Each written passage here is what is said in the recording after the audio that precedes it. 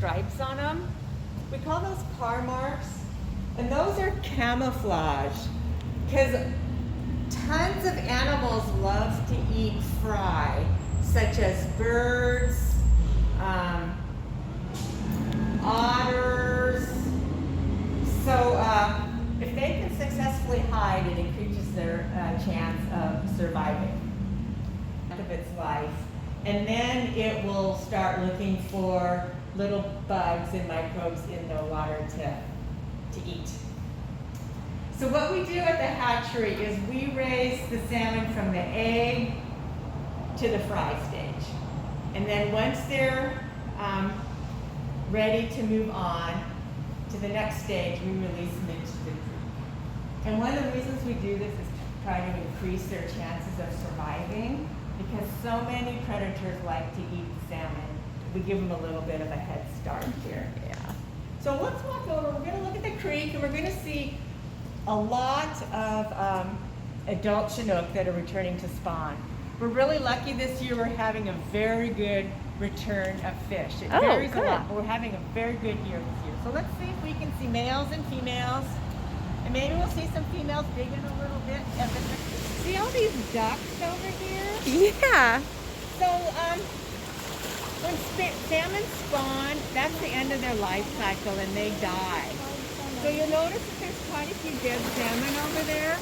Those are ones that have probably spawned before quite getting to the hatchery. And so what they'll do is after they've laid their eggs, they will hover over their nest for about a week until they die.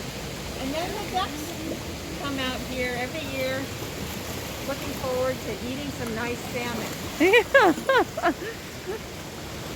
I didn't know ducks ate salmon. Yeah. And seagulls will eat the dead salmon. Yeah. Can we go over there? Yeah, yeah. Whoa. They're so big. I wanted to point out too that salmon like cold, clean and clear water. And this is a perfect habitat for salmon, what we're seeing right here. Yeah. The trees shade the water to keep it cool. And also if there's a lot of trees, that attracts insects. So that means there'll be food for the fry when they're hatched and ready to eat food. So this is the perfect habitat for salmon right here. Makes sense. You like the shade and the places to hide. Toho only have dots along the top part. Yeah, they're just different sizes. That darker one's a big male. The lighter one next to it is a female. So he's like hovering next to her in case she would want to lay some eggs right there. Yeah. And then he's chasing away other Get away. males. Oh, Yeah. okay. That's a good example of behavior they do. But the females will also, if they see an area that looks nice for nesting, they'll protect that as well and chase other females away from it. Yeah, they are active. Between a male salmon or a female that's really full of tasty eggs, they're going to eat the female salmon because that's more nutritious for it. So what we have at the hatchery is we have more males come back to the hatchery than females because the sea lions are eating the females. So that's kind of interesting. And then, so these whales and sea lions eat salmon in the adult life stage.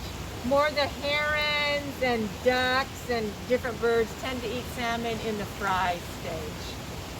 So, but salmon are an important part of all these animals' diet. And then they go, through Seattle, and here's the Ballard Locks. And then they go north. So you guys are from Edmonds. They go past where you live into Puget Sound, and then they'll make their way to the Pacific Ocean, and they can go as far as Alaska or down off the Oregon and California coast. So they have a pretty big territory. And they're going wherever they can find good food. So I wanted to point out that the salmon, when these ones here that have returned here and they've done that journey in reverse, we got like 1 million or so people that live around here. They're Oh, yeah. coming in a very heavily human populated area. And so it's really important that we don't contaminate the creeks and lakes that they travel through, because otherwise they can't survive. So it's a pretty amazing journey that they take. Yeah. So let's get salmon to, when they go through the solid rock, successfully make it through here. So they tag several of them, and they're going to monitor. They're trying to figure out why so many of them actually don't make it here, and if they die, where along the way do they die? So they're doing like a science project. The hatchery works closely with the Muckleshoot Indian tribe, and I guess the Muckleshoots are the ones doing this study. There's a whole crew waiting to get back in.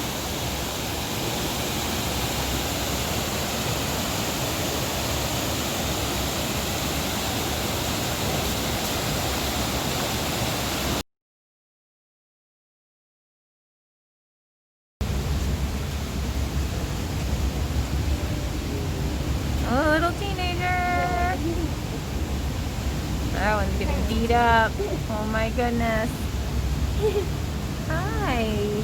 So all of these salmon have their adipose fin trimmed off, so these are all hatchery. Normally we see 1,500 eggs of them. Wow. And the eggs will fall into a big bucket, and then we'll take a male and we'll kill him and we'll squish out the milk, the fertilizer, and mix it in with the eggs so that they can now develop. And so then we'll put the eggs in the hatchery building that's over there and raise them until they're fried. So egg, elephant stage are in the hatchery building. Once they're fried, we move them to tanks out here, and we'll look at them in a minute. So we spawn on Tuesday. Okay. So a week ago Tuesday, they took out, well actually that's from last year, never mind. But our goal is to get about 3,200,000 eggs. Whoa. Oh, So wow. last week they took about 400,000 eggs. Whoa. This week they were hoping to get 1 million. Whoa. Oh, Because, wow. like I said, last week we had more males and females here, but we think the females have shown up now. Oh, good. Grilled coho fry.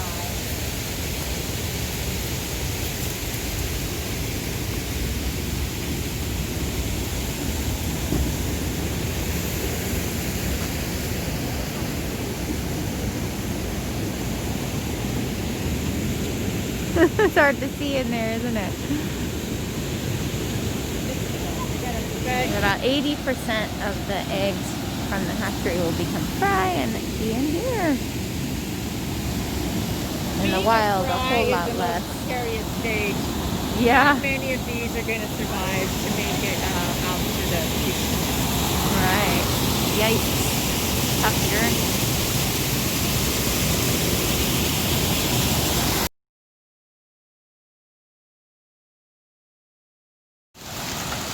Alright, Salmon. Gates are opening for you.